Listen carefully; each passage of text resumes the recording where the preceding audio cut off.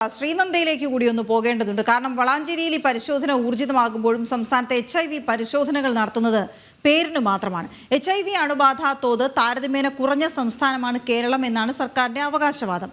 എന്നാൽ പരിശോധനകൾ വ്യാപകമാക്കാത്തതാണ് രോഗബാധിതരുടെ എണ്ണം കുറയാൻ കാരണമെന്നുള്ള വിമർശനവും ഉയരുന്നുണ്ട്. ശ്രീനന്ദ, അത് വളരെ കൃത്യമായ ഒരു വിലയിരുത്തലാണ്. കാരണം നമുക്കറിയാം, ക്യാൻസറിൻ്റെ കാര്യത്തിൽ തന്നെ ഏറ്റവും അധികം ആളുകൾ ഈ പരിശോധനകൾക്ക് സന്നദ്ധരായി മുന്നോട്ട് വന്നപ്പോഴാണ് ക്യാൻസർ വലിയ തോതിൽ കണ്ടെത്താൻ കഴിഞ്ഞതും അതിന് വേണ്ട ചികിത്സകൾ വളരെ നേരത്തെ തന്നെ കണ്ടെത്തി രോഗം പൂർണ്ണമായി ഭേദമാക്കാൻ പോലും കഴിയുന്നൊരു സാഹചര്യം കേരളത്തിലുണ്ടായത്. പക്ഷേ ഈ HIV പരിശോധന ആ തരത്തിലല്ല ഉണ്ടാകേണ്ടത്.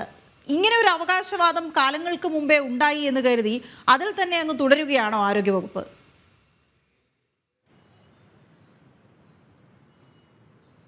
തീർച്ചയായിട്ടും വീണ, ഒരു പ്രശ്നമുണ്ടാകുമ്പോഴല്ല അതിനുള്ള ഉത്തരം എന്താണെന്ന് തേടേണ്ടത്, അല്ലെങ്കിൽ ഒരു ചോദ്യം ഉയരുമ്പോഴല്ല അതിനുള്ള ഉത്തരം തേടേണ്ട എന്നൊരു കാര്യമാണ് നമുക്കിപ്പോൾ സർക്കാരിനോട് പറയാനുള്ള. കാരണം ഈ ഒരു 2010 മുതൽ 2020 വരെയുള്ള കാലയളവിൽ ഈ HIV ബാധിതരുടെ ടെസ്റ്റ് നടത്തിയിരിക്കുന്ന നമ്മുടെ കേരളത്തിൽ വളരെ കുറവാണ്. ആ ഗണ്യമായ കുറവ് അപ്പോൾ സർക്കാർ പറയുന്ന ഒരു കാര്യം എന്ന് പറഞ്ഞു കഴിഞ്ഞാൽ HIV ഇവിടെ ഇല്ല, HIV ഇല്ല, അല്ലെങ്കിൽ എയ്ഡ്സ് എന്ന് പറയുന്ന ഒരു രോഗം കേരളത്തിൽ ഇല്ല എന്നൊരു വാഗ്വാദമാണ് അവർ ആ സമയത്ത് നടത്തിയിരുന്നത്. എന്നാൽ എന്താണ് അതിനുള്ള കാരണം എന്നാണ് ഇപ്പോൾ തെളിഞ്ഞിരിക്കുന്നത്. കഴിഞ്ഞ ദിവസം വളാഞ്ചേരിയിൽ ഉണ്ടായ ഒരു സംഭവമാണ് ഇതിനെല്ലാത്തിനും ഒരു തെളിവായി നമുക്ക് പറയാൻ സാധിക്കുന്നത്. കാരണം ഒരു ഇത്രയും വർഷമായി ആ രോഗം ഉണ്ടോ എന്നുള്ളൊരു പരിശോധന നടത്തിയാൽ മാത്രമേ രോഗബാധിതർ എത്രയുണ്ടെന്നും അതുപോലെ തന്നെ കണക്ക് എത്രയാണെന്നും കൃത്യമായുള്ള കണക്ക് എത്രയാണെന്നും ഉള്ളൊരു കാര്യം പുറത്തു വരികയുള്ളൂ. എന്നാൽ ആ ഒരു കണക്ക് ഇവിടെ മൂടിവെച്ചു എന്ന് പറയുന്നതുകൊണ്ട് ഇവിടെ ഉദ്ദേശിക്കുന്നത് അവർ അത് പരിശോധിക്കാനുള്ള നടപടികളൊന്നും തന്നെ സ്വീകരിച്ചില്ല.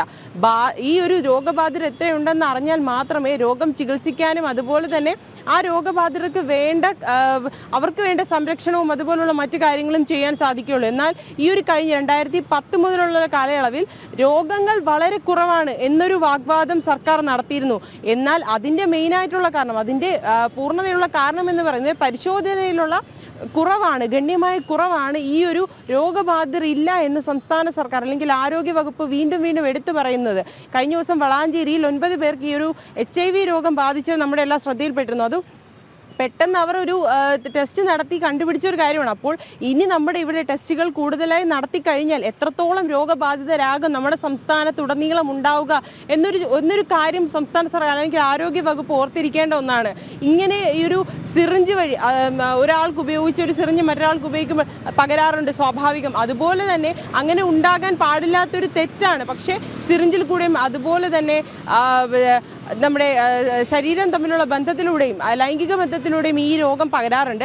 എലിസ എന്ന് പറയുന്നൊരു ടെസ്റ്റാണ് ഈ ഒരു HIV വേണ്ടി പൊതുവെ ആരോഗ്യ വകുപ്പ് ചെയ്യുന്നത്. പക്ഷേ ഈ ഒരു ടെസ്റ്റ് സംസ്ഥാന സർക്കാർ തന്നെ ഗവൺമെൻറ് ആശുപത്രികളിൽ ആരോഗ്യവകുപ്പ് ചെയ്തുകൊണ്ടിരിക്കുന്ന കാര്യമാണ്. പക്ഷേ ഈ ഒരു ആരോഗ്യവകുപ്പ് ചെയ്യുന്ന ടെസ്റ്റുകളിലുള്ള കുറവ് കാരണം, ഈ ഒരു പരിശോധനയിലുള്ള ഗണ്യമായ കുറവ് കാരണമാണ് ഇത്രയും രോഗികൾ ഇവിടെ ഇല്ല എന്ന് സംസ്ഥാന സർക്കാർ ഈ ഒരു ഇത്രയും വർഷം കൊണ്ട് എടുത്തെടുത്ത് പറയുന്നത്. പക്ഷേ ഇന്നലെ ആ ഒരു പുകമറ, ആ ഒരു പൊളിഞ്ഞു മാറിയ ഒരു സിറ്റുവേഷൻ ആണ് ഇന്നലെ നമ്മുടെ സംസ്ഥാന സർക്കാർ അല്ലെങ്കിൽ സർക്കാരിൻ്റെ ആരോഗ്യ വകുപ്പ് നമുക്ക് കാട്ടിത്തരുന്നത്. കാരണം ഈ ഒരു പരിശോധനകൾ കൃത്യമായി നടന്നെങ്കിൽ മാത്രമേ എത്ര രോഗികളുണ്ട്, എത്ര പേർക്ക് ഇതിനുള്ള ചികിത്സ കൊടുക്കണം എന്നുള്ളൊരു കാര്യം നമുക്ക് വ്യക്തമാകാൻ സാധിക്കുകയുള്ളൂ. പക്ഷേ ആ ഒരു കുറവ് മനസ്സിലാക്കി ഇനിയെങ്കിലും ഇത്രയും വർഷം കഴിഞ്ഞു, അപ്പോൾ ഇനി നോക്കുമ്പോൾ എത്ര പേർക്കായിരിക്കാം ഈ ഒരു രോഗബാധ ഉണ്ടായിരിക്കുക എന്നുള്ളൊരു കണക്ക് വരുമ്പോൾ നമ്മൾ ചിലപ്പോൾ കേരളം ഞെട്ടിധരിക്കേണ്ട ഒരു അവസ്ഥയിലേക്കും പോയി വരാം, നമുക്കൊരു പറയാൻ സാധിക്കുകയില്ല. അപ്പോൾ ഇനിയെങ്കിലും ആ ഒരു HIV ടെസ്റ്റുകൾ കൃത്യമായി തന്നെ നടത്താൻ ആരോഗ്യവകുപ്പ് മുൻകൈ എടുക്കണമെന്നാണ്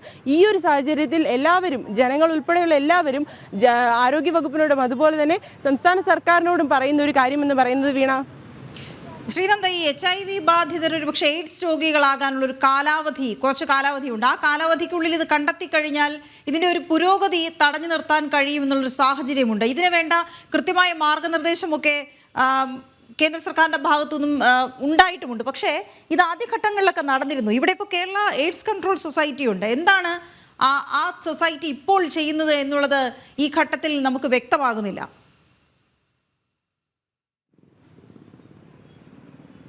തീർച്ചയായിട്ടും വീണ, കേന്ദ്ര സർക്കാർ ഈ എയ്ഡ്സും അതുപോലുള്ള രോഗബാധിതർക്ക് അല്ലെങ്കിൽ എന്താണ് അവർക്ക് വേണ്ട ചികിത്സ അല്ലെങ്കിൽ എന്തൊക്കെയാണ് അവർക്ക് വേണ്ടി ഈ എല്ലാ വർഷവും ഈ കേന്ദ്ര സർക്കാർ ഒരു ICMR Indian council of medical research centre ആണെങ്കിൽ ഒരു സംഘടന അല്ലെങ്കിൽ ഒരു NGOയെ നമ്മുടെ സംസ്ഥാനത്തിലോട്ട് എല്ലാ സംസ്ഥാനങ്ങളിലും ഇന്ത്യയിലുള്ള എല്ലാ സംസ്ഥാനങ്ങളിലും വിടാറുണ്ട്. കാരണം ഈ രോഗങ്ങൾ ഓരോ രോഗങ്ങൾ അവർ അന്വേഷിക്കുകയാണ്. എത്ര രോഗബാധിതരുണ്ട് കേരളത്തിൽ അതുപോലെ തന്നെ മറ്റ് സംസ്ഥാനങ്ങളിൽ എന്നൊരു കണക്ക് അവർക്ക് കൃത്യമായി ലഭിക്കേണ്ടതുണ്ട്.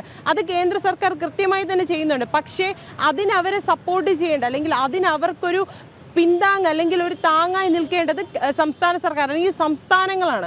ആ ഒരു സംസ്ഥാനങ്ങളുടെ താങ്ങ് അല്ലെങ്കിൽ ആ ഒരു അവരോട് സഹകരിക്കേണ്ട ഒരു മനോഭാവം കേരള സർക്കാർ അല്ലെങ്കിൽ നമ്മുടെ കേരളത്തിലുള്ള ആരോഗ്യവകുപ്പ് കാണിച്ചിരുന്നെങ്കിൽ ഇങ്ങനെ ഒരു ഇത്രയും കൂടുതൽ പെട്ടെന്നൊരു പരിശോധന നടത്തിയപ്പോൾ ഇത്രയും കൂടുതൽ HIV രോഗബാധിതരെ നമ്മുടെ കേരളത്തിൽ കാണാൻ സാധിക്കില്ലായിരുന്നു. കർശനമായി അവർ കേന്ദ്ര സർക്കാർ കൊണ്ടുവന്ന ആ ഒരു പരിശോധനാ ഫലങ്ങൾ അല്ലെങ്കിൽ ആ ഒരു എത്ര പേർക്ക് ഈ രോഗമുണ്ട് എന്നുള്ള കണക്ക് കൃത്യമായി സംസ്ഥാന സർക്കാർ കൊടുത്തിരുന്നുവെങ്കിൽ ഇങ്ങനെ ഒരു സിറ്റുവേഷൻ നമ്മുടെ കേരളത്തിൽ ഇപ്പോൾ ഉണ്ടാകത്തില്ല എന്നൊരു കാര്യം നമുക്ക് എടുത്തു പറയേണ്ടതുണ്ട്. അതുപോലെ തന്നെ ഇങ്ങനെ ഒരു ഇത്ര നാളിനുള്ളിൽ ഒരു വർഷത്തിനുള്ളിൽ അല്ലെങ്കിൽ 6 മാസത്തിനുള്ളിൽ ഈ രോഗം എന്താണ് അല്ലെങ്കിൽ ഈ എയ്ഡ്സ് വന്നിട്ടുണ്ടോ എന്നൊരു കാര്യം സ്ഥിരീകരിച്ചു കഴിഞ്ഞാൽ അവർക്ക് മനക്കരുത്താണ് ഏറ്റവും കൂടുതലായി വേണ്ടത്. ആ ഒരു മനക്കരുത്തും അതുപോലെ തന്നെ അവർക്ക് വേണ്ട മറ്റ് ചികിത്സാ സഹായങ്ങൾ അല്ലെങ്കിൽ അവരെ മെന്റലി അവരെ ഉണർത്താൻ വേണ്ടി അവരെ ഈ ഒരു സിറ്റുവേഷനിൽ എങ്ങനെയാണ് അവർ മുന്നോട്ട് നീങ്ങേണ്ടത് എന്നൊരു കാര്യമൊക്കെ നമുക്ക് ചെയ്യാൻ കഴിയുന്നതാണ് ആരോഗ്യവകുപ്പ്.